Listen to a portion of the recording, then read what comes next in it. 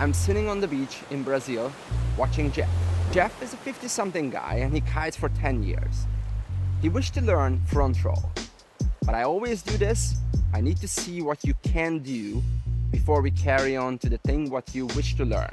He goes for it, jump, and a massive crash. This is the 5th in a row.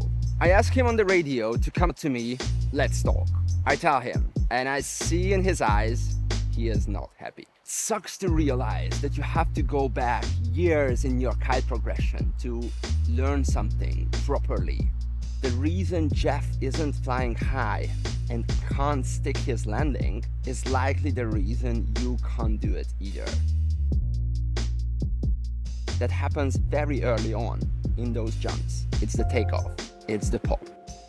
The language what we use in kiting, aka jumping, it's kinda a lie.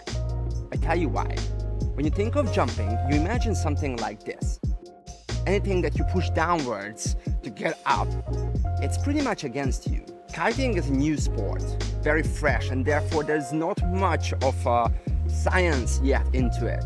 Other sports though, older, way older than kiting, they already ahead of us because they have this science behind them.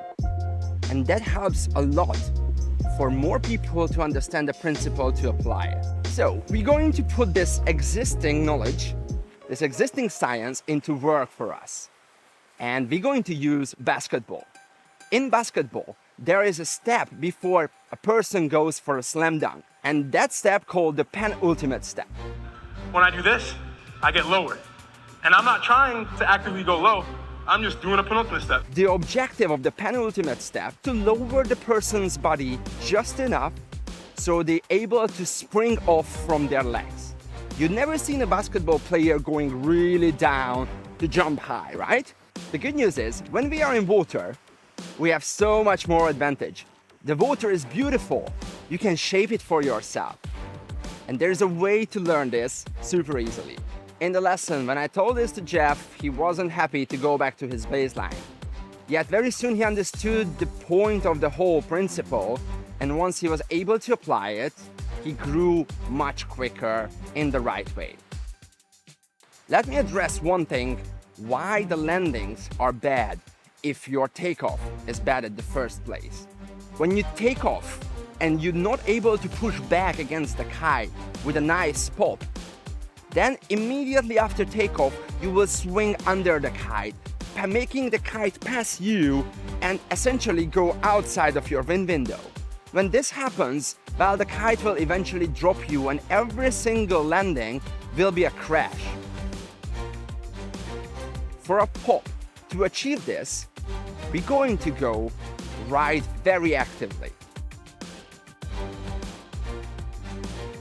When we're riding more actively, we're leaning more back, aka our body gets lower. And if riding actively says nothing to you, I want you to stop this video now and go back to my other video, which is the active passive rider, because we're going to build on this from now on. I told Jeff the following. You will alternate between active and passive riding. Ride passively, lean back just a little bit, and then lean back way more, holding down your edge, creating that massive wave that an active rider does.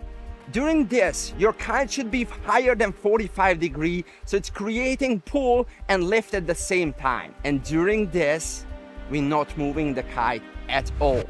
First, Jeff gave me 10 to 15 reps on this, active-passive alternating. Every time I told him to go more and more active and go and hold that edge more and harder down.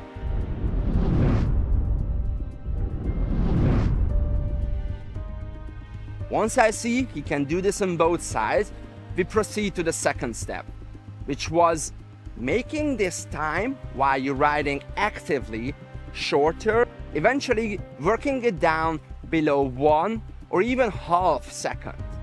This will create this spike in the power that we're going to use to have a proper and beautiful pop. Once you're able to come up from active riding quicker and more explosive, it's time to make a little hop with the back leg. Now to go up, you gotta do something called the block foot. So we're here, boom, that's the block foot. The block foot, you're gonna plant it on your toe. And no, you don't have to bend your legs to this, because once you're going into active riding, your back leg is bent. You're sitting on the board's edge, so you are compressed already. What you wanna do, once you come up, on your toes, you make a little hop. And this little hop will get you into the air super nicely. Think of the whole thing the following way. Imagine that you're going to lean back against something. And from here, swing your body forward so quickly that you're able to put your legs down and swing them back. It doesn't have to be radical, but if you get this little backswing with the board, well, the magic will happen.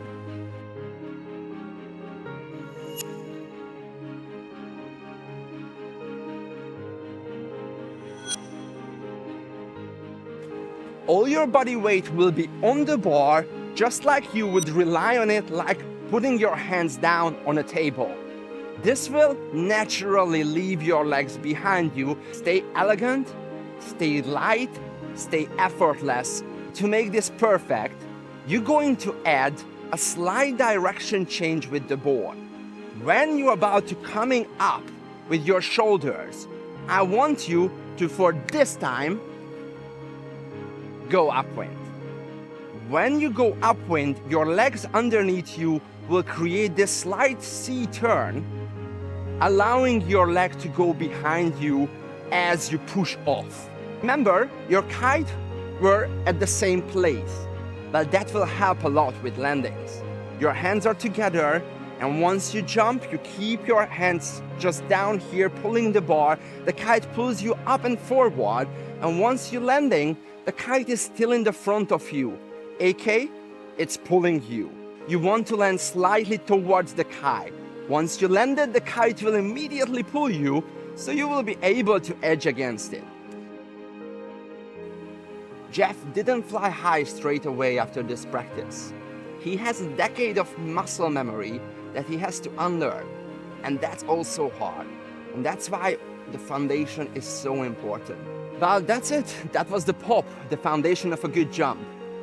Practice this at least for a good day before watching this video where I explain how to use the kite movement to have proper, big and safe jumps where you can land them.